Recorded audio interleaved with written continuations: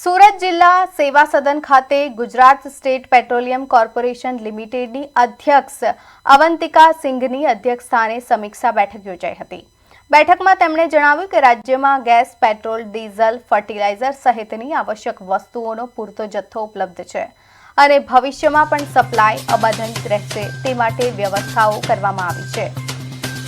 Middle ઇસ્ટમાં યુદ્ધની સ્થિતિને ધ્યાનમાં રાખી જિલ્લા વહીવટીતંત્ર અને મનપાના અધિકારીઓ ટીમવર્કથી કાર્યરત રહી સુરત જિલ્લામાં આવશ્યક ચીજવસ્તુઓનું વિતરણ સરળતાથી થઈ રહ્યું છે।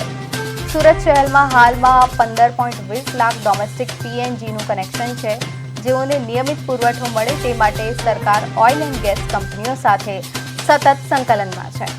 નવા પીએનજી કનેક્શન માટે 30 જૂન સુધી અરજી કરનાર ગ્રાહકોને ₹500 ડિસ્કાઉન્ટ આપવામાં આવશે। શાળા, કોલેજો, હોસ્પિટલ, વૃદ્ધાશ્રમ, અનાશ્રમ, ડેરી ઉદ્યોગ, રેલવે, કેન્ટીન, હોટલ, રેસ્ટોરન્ટ સહિતના સંસ્થાઓમાં કોમર્શિયલ પીએનજી કનેક્શનને પ્રાધાન્ય આપવામાં આવી રહ્યું છે। એચપીસીએલ, બીપીસીએલ અને આઈઓસીએલના ડીલરો દ્વારા નાના ગેસ સિલિન્ડરોનો સપ્લાય શરૂ કરવામાં આવ્યો છે। પીએનજી કનેક્શન માટેની પ્રક્રિયા સરળ બનાવી 45 દિવસના સમયગાળાને ઘટાડીને માત્ર 7 દિવસમાં કરવામાં આવ્યો છે। આ બેઠકમાં જિલ્લા collector doctor Saurabh Pardhi, municipal commissioner M Nagarjan, નિવાસી અધિક collector Vijay Rabari, deputy commissioner Dinesh Gaurav, સંયુક્ત માહિતી નિયામક અરવિંદ મછાર, જિલ્લા પુરવઠા અધિકારી દર્શન શાહ તેમજ ઓઇલ ગેસ કંપનીઓના પ્રતિનિધિઓ પણ હાજર હતા।